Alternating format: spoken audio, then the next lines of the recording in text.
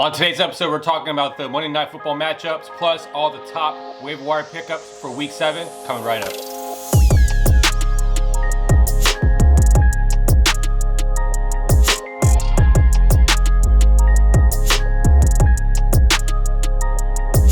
What's up, everyone? You're listening to the Gridiron Fantasy Football Podcast for Tuesday, October 20th, 2020. And I'm Chip, and I'm your host. Thank you so much for joining us today. If you're a new listener, thank you so much for joining us as well. If you'd like to share our podcast, you can find us over on Apple and Google Podcasts, Spotify, Stitcher, iHeartRadio, and Amazon Music. If you'd like to watch us, you can watch us over on YouTube at Gridiron Fantasy Football. So, please support the show, hit subscribe, hit the bell so you don't miss any more episodes. And on today's episode, we're talking about all the top waiver wire pickups for Week 7. But before we get into that, let's talk about your matchups. How did you guys do this week? Did you win? Did you lose? Did you win big? Did you have anybody going on Monday night? Because I know for me, I went into the Monday Night Football matchups. I had Tyreek Hill going in the early game, and then I had CeeDee Lamb going in the late game. And I was down by just under 18 points. And this is the league. It's my main league with all my friends. And I'm 5-0, and I've been barely winning the last few weeks.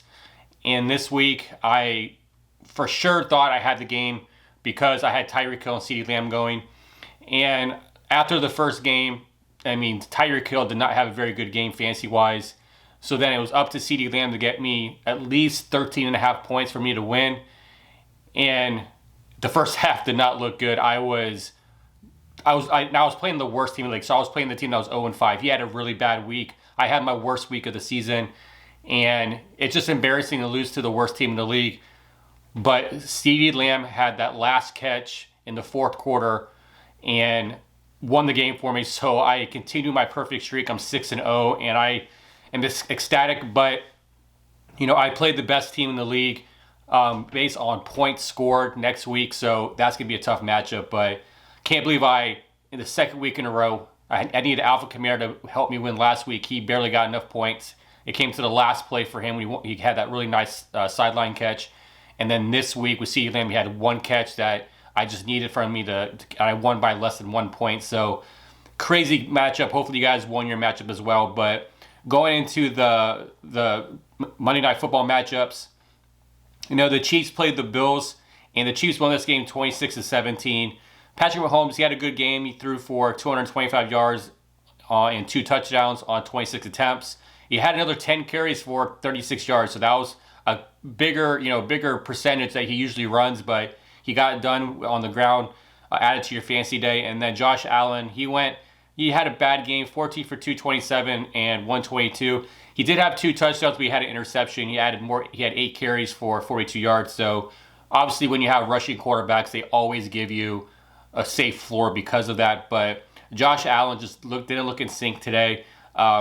Based on how we usually see Josh Allen. Josh Allen has been a beast this whole entire season, and this was kind of one of those games where it was kind of a check to kind of hopefully, get fantasy owners to realize, look, it's gonna not be 30, 40 point games every week. The Chiefs had a very good game plan for them, and they end up obviously winning that game, but. Josh Allen, he plays the Jets this week, so I'm sure that's going to be a bounce back game for Josh Allen. And then on the ground, Clyde Edwards-Helaire, with you guys are CEH owners, you know that Le'Veon Bell is going to be coming into the team next week and being in uniform and active. So, Clyde Edwards-Helaire needed to have a big game. He did it. He had 26 touches for 161 yards. He didn't have a touchdown, but honestly, I think that Clyde Edwards-Helaire has had the most touchdowns called back due to penalties on their offense. So he could have a lot more touchdowns. He could be a higher fantasy running back right now, but because of the touchdowns being called back due to penalties, it's kind of messed up his fantasy points. But on the flip side, Darrell Williams was a guy who had the rushing touchdown today. But I think that this was the last game that you're going to see Clyde Edwards-Helaire as that RB1. I think with Le'Veon Bell coming into coming to the team this week, I just feel like he's just not going to have the upside. He's definitely going to have good games, but I don't think that he's going to have the upside like he would if he was the only ball carrier. But on the other side of the ball, Devin Singletary, very quiet game, 10 rushes for 32 yards. He definitely is not getting it done. And it makes me wonder, do they transition to Zach Moss? Zach Moss is a bigger back. He runs with a lot more power. He definitely is a good, wide receiver out of the backfield. So I'm just wondering if they start looking at that as an option, because Singletary, I don't think he can be the lead back. I think he needs somebody like Zach Moss, or even last year with Frank Gore, in order to do anything and be effective. I'm just wondering if they start making that transition. And then from the wide receiver standpoint, Diggs and Beasley, they both had touchdowns. Didn't kill you in fantasy this week, but definitely didn't give you especially Diggs, didn't give you that 23-point game that you see him doing. And this matchup, obviously the Chiefs defense is beatable, and it just seems like the Bills just were not in sync. Now you can call it the reasoning because of the weather. It was raining the whole entire time. It was cold and rainy and wet, so obviously that gives you the chance to probably run the ball a lot more. And it didn't help the Bills because they're playing from behind. You saw what the Chiefs were doing on the Bills defense. I mean, the Bills defense was giving up about 5-6 yards a carry. So that was the game plan for the Chiefs, which caused obviously like Tyreek Hill, to have a very quiet game. He only had 3 targets. He had 3 targets for 20 yards, and it's not a game you expect your elite wide receiver on your fantasy roster to do. You would hope that he would, be that guy that blew up for you, but they didn't need him. Just like a lot of the game scripts this week with, you look at what happened with the Steelers.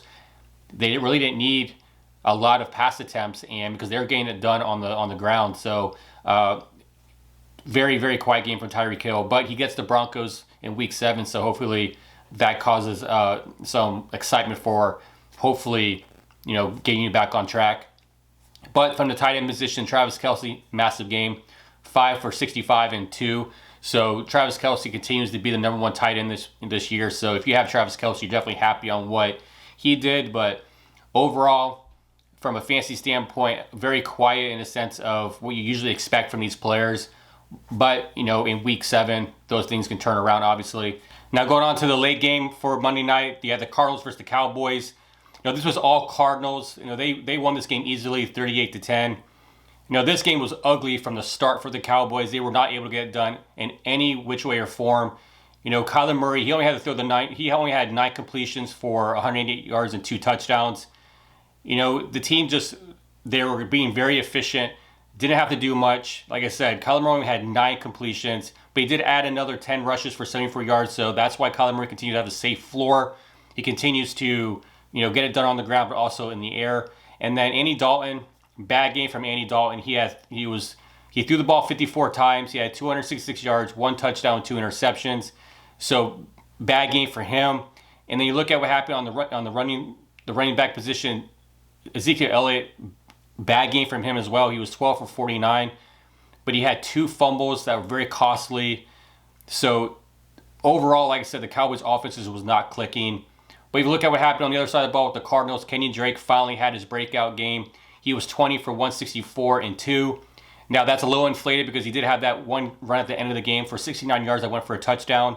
But if you look at how they distributed the ball in the backfield, Chase Edmonds only had 1 carry today or last night. So like when you look at what happened, Chase Edmonds was a guy that people were adding on the waiver wire because they saw that Kenyon Drake was a possibility he was going to lose his job.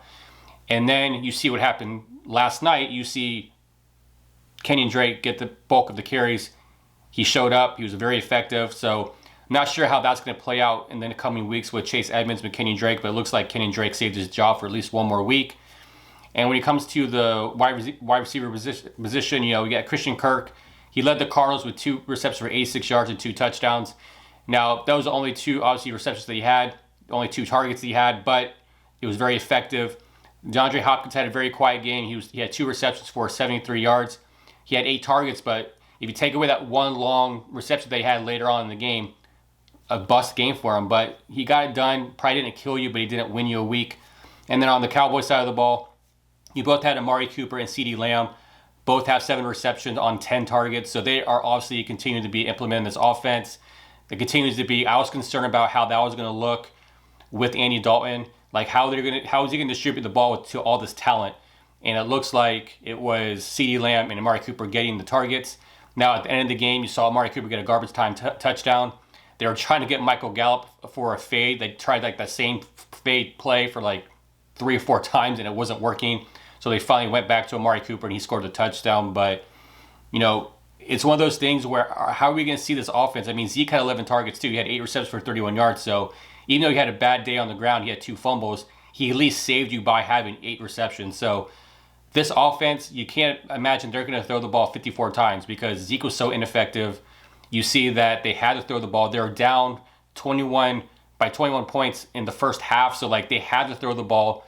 And I can't imagine this is going to be the formula for success for the Cowboys because they can't be one-dimensional like that. So hopefully they get it figured out. They play Washington this week, so hopefully this is the turnaround game where they can get a win and hopefully maintain a lead in the NFC East. But those are, that's my reaction to the Monday night games. Now let's go into all my top waiver wire pickups for Week 7, and let's start off at the quarterback position. I mentioned him last week, but the reason why I put him on this list this week is because he was on a bye. And that is Justin Herbert of the Los Angeles Chargers. He had a massive game against the Saints. He's been very productive since he took this, starting role for the Chargers. Now he is 45% owned, so he may still be out there, obviously, based on the percentage, of ownership. He is coming off a bye week, so if you're able to get him, he deserves to be on your bench and at least be a kind of a streamer this, for the rest of the season because he hasn't shown any reason. He hasn't had that one game yet. He hasn't had a bad game since he's been the starter, but you want to have him on your roster just in case you need to stream him based on who your starter is. But, he plays the Jags this week. So with him playing the Jags, I feel like he can be a streamer. He could have another 20-point game. He's scored 20 points in the last 3 starts. So I do think that the Jags are a good team to stream him with. But, things can happen where He should have Keenan Allen back. I know he had a back injury on Monday night of last week, so hopefully he's able to return healthy. You have Mike Williams. You have Hunter Henry. So I think against the Jags, I think they have enough offense there where Justin Herbert could have a good outing. So I think Justin Herbert needs to be owned. And then I know he had a bad game tonight or last night, but Andy Dalton needs to be picked up, especially if you're in a 2-quarterback league. He's probably already gone, or in a super flex. You're probably not going to get him. But the fact that he's a 31% ownership right now, obviously last night doesn't help his chances of being picked up. But he does have a good matchup against Washington. When you have Amari Cooper, Michael Gallup, you have CeeDee Lamb, you have Zeke, Dalton Schultz against the Washington defense. I know the Washington defense are a better defense, but I don't think they can cover all those pieces. And I think Andy Dalton can be... It makes you throw up in your mouth thinking about it to start him, but you may not have any options. We have bye weeks. We have to think about COVID, the things that could happen if a game gets postponed. So Andy Dalton may be a very cheap ad if you can. But those are my 2 main quarterbacks to pick up for Week 7. And then going into the running back position, so the number 1 running back right now on my list is Boston Scott. He's 13% owned right now. We heard on Monday that Miles Sanders is going to be out at least a week or 2. And he's definitely not going to play Thursday night because that's when the Eagles play the Giants. So Boston Scott becomes maybe a 1-week rental because there's a chance that Miles Sanders will come back in Week 8. But if not, Boston Scott is the guy that should be taken in the majority of the backfield, all the rushes, because he's next man up. But you got to think that Corey Clement's still there, could be a timeshare. Now, when it comes to my advice on starting Boston Scott this week, I would look elsewhere because I don't want this to be another situation where it's a good matchup and obviously the workload will be there. But is this going to be a Nyheim Hines type of situation? Is this going to be but he could have a game like Justin Jackson had last week where you weren't sure how that was going to take place with Kelly being the starter with the Chargers. Was Jackson going to be put into the lineup? So that's the risk you want to take. But if you have a better flex option, I think that's the way to go. But I just want to be cautious. But he is worth an ad just because Miles Sanders is not going to be there for a couple of weeks. So he definitely will be a short-term rental. And then going to my second running back, I have is Gus Edwards. He's available in every league. He's like 1% owned, but Mark Ingram did get injured, on Sunday, which obviously gave Gus Edwards the opportunity to get majority of the carries. They did not use J.K. Dobbins. They used Gus Edwards. However, with that being the case, the Ravens do have a bye week this week, so I don't think you need to go out and go get Gus Edwards. I think that from what I've read, the ankle injury is not significant enough for marking him to miss any time. But if you're in a deeper league, he may be an ad. However, I've always said this for the rest of the whole season so far when it comes to the Rams backfield and the Ravens backfield. It's unpredictable on who's going to get the most touches, who's going to get the touchdown. So if you're able to avoid this backfield, I would. But if you do need running back help because of bye weeks or injuries, then he may be a low cost for your roster. And then the last running back I have is J.D. McKissic of the Washington football team. He's owned in 23% of the leagues out there. He has flex appeal because he's getting at least 6 receptions per game. So we know that Antonio Gibson is the starter for the Washington football team. However, J.D. McKissic is becoming that utility player that you need out of the backfield. He's kind of in that Chris Thompson role because Chris Thompson, for the longest time for Washington, was the guy that came in on third down, was their pass catcher. He had decent outings because of that. So I think that's where he is at. And I think that J.D. McKissic deserves to be on a roster because of bye weeks and everything like that. I think that he has a safe floor, especially as a flex. But, it's one of those things where, it's slim pickings right now. We're now going to week 7. A lot of people are owned across the board. So it's definitely a lot harder to find these key pieces that you would find like in week 1 and 2. But like I said, he's a guy that you can throw into the flex and hopefully get a good floor from him. But moving on to the wide receiver position, my number one wide receiver, just because I see that his ownership is still pretty high or pretty low, T. Higgins. So T. Higgins, he's only owned in 44% of the leagues. He continues to have a role in this offense. We understand the Cincinnati Bengals had a very just subpar game last week, but I do think with them playing Cleveland this week gives the potential for T. Higgins to have a good game. He continues to have 60% of the target share. I understand that AJ Green continues to lead in targets along with Tyler Boyd, but I do think that Joe Burrow and T. Higgins continue to connect. I still think that, especially this week with them playing Cleveland, I do think that T. Higgins can have a very good game. So he's one of the guys that's a must add. I mean, I don't see why he's available still. He should be owned in every league, but like I said, he's only owned in 44% of leagues. So if he's available in your league, pick him up. And then my next guy is Travis Fulgham. Now with Zach Ertz down, now with Miles Sanders down, Travis Fulgham is the guy. Like, there's no disputing that. He continues to get 10 targets a game. Like, he had 10 targets on Sunday. Now he's only 46% owned, so obviously he's available in majority of leagues. He definitely he deserves to have a role in this offense, especially we don't know if like Deshaun Jackson's going to come back this week or Alshon Jeffrey. But even if those two come back, I do think that Travis Fulgham has deservingly should have a role in this offense. So I think he's a good add, especially for this week because we're uncertain of what's going on with Deshaun Jackson and with Alshon Jeffrey. And he plays the Giants this week, so I think it's a plus matchup for him. I think that, it's just one of those things where you have to play your chances based on opportunity. And as of right now, he's the guy with the opportunity. So he may be a short-term rental. However, he still deserves to be played and added to your roster just in case he does some, because we still have Jalen Reagor still there on the Eagles, right? He's still hurt, but he's coming off of IR pretty soon. So I know that this could be a guy that you may drop later on in the season, but as of right now, you can't ignore the targets that he's getting. And then my next wide receiver is Tim Patrick of the Denver Broncos. This is a guy I talked about a few weeks ago. He had a good game, a few weeks ago. He had over 100 yards and a touchdown. This week he had another 100-yard game against the New England Patriots. He's leading the Broncos in targets. So I think that that's worth noting because Jerry Jeudy obviously is their number one guy based on the talent and him being the wide receiver they drafted this year. But the Patriots shut him down, and then that allowed Tim Patrick to be the guy. So I do think that continues where they're going to start putting more attention to Jerry Jeudy, which allows Tim Patrick to have more of a opportunity to have mismatches and have single coverage and all that stuff. So Tim Patrick to me is a good add. And then my next receiver is Henry Ruggs.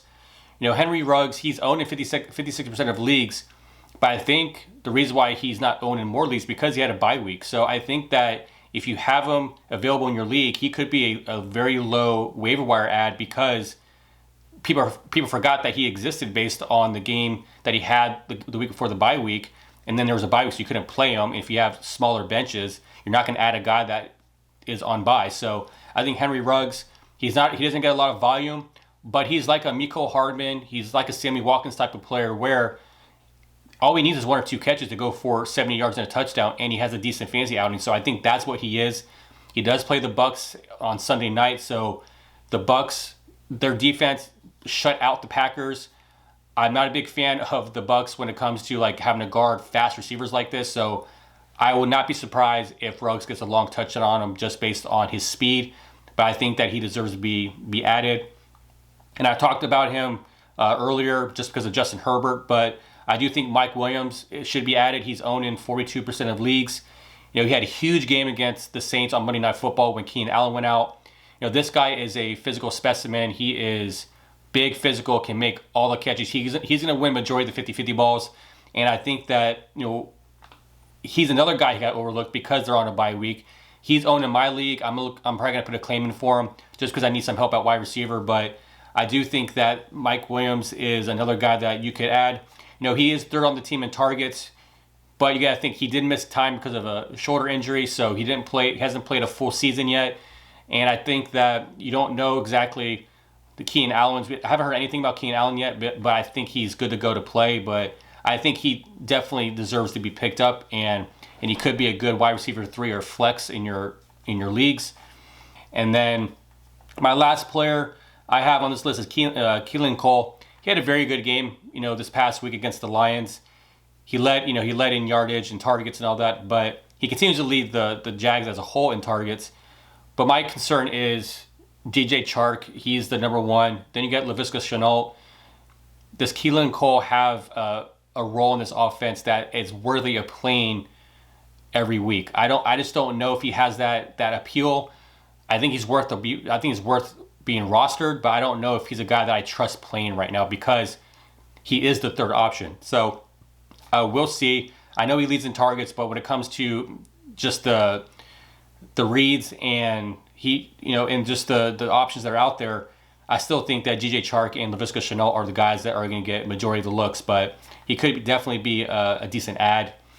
And then going on to tight end, I do think that Dalton Schultz, he had a decent game on Monday night. Not too bad, but he is owned in 42% of leagues. I think for him, the reason why I didn't want to add him last week is because I didn't know what his involvement would be with Andy Dalton.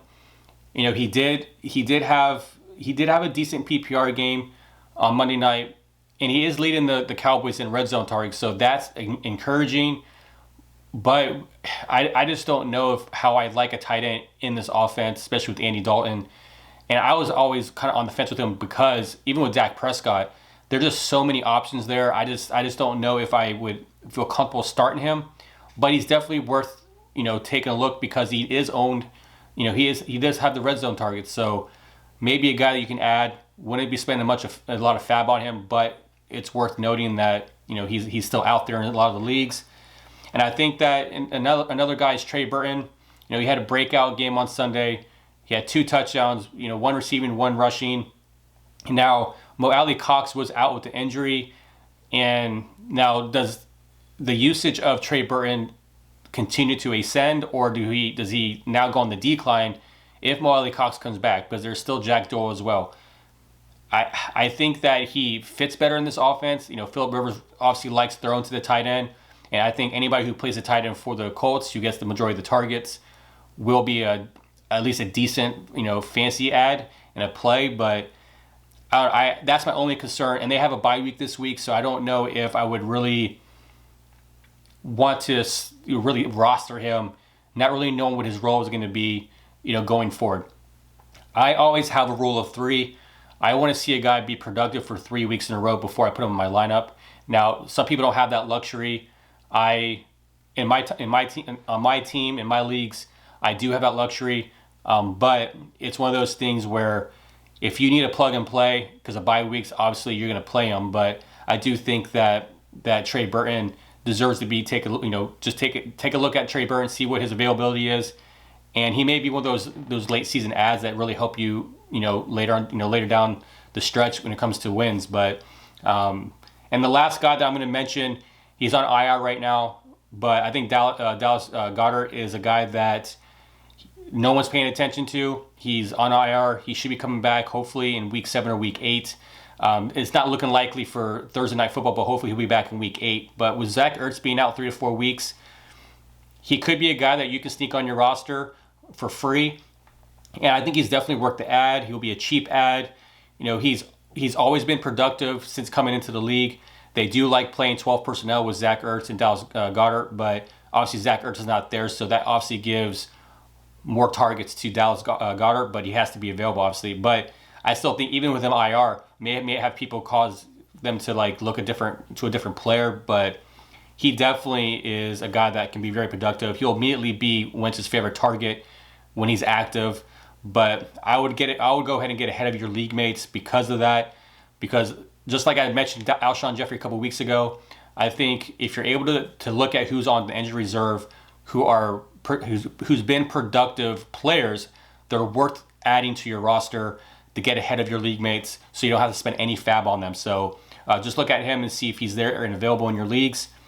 And then when it comes to defenses this week, I think the best defense right now, obviously if the Bills were dropped in your league, they played the Chiefs on Monday night, so obviously not a lot of people roster 2 defenses. They usually stream defenses, so if the Bills were dropped, I would add them. They're a must add because they play the Jets. Looks like the Jets are going to have to play Joe Flacco again. And then the Eagles play the Giants.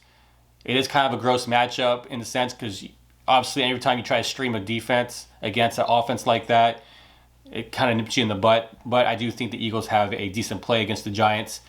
And I do think the Chiefs could be a good play against the Broncos. So with Drew Lock coming back, the way the Chiefs played the Bills on Monday night, I feel like the Chiefs have a good chance to have a good outing defensively. So those are my defensive streamers for week 7. So that's it. That's it for today's episode. That's all my waiver wire pickups for week 7. Thank you so much for listening today. So please like, comment, and share the podcast. And now in the next episode on Thursday, I will be going over the Thursday night football matchups, or the matchup for Thursday night, and hopefully we'll get a decent matchup and some decent fantasy play out of the guys that are playing. But so you don't miss that episode, please hit subscribe, hit the bell so you don't miss that episode. And if you'd like to follow us on social media, you can find us on Twitter and Facebook at the Gridiron Pod. We're on Instagram at Gridiron Fantasy Football. So that's it for today. Have a great day.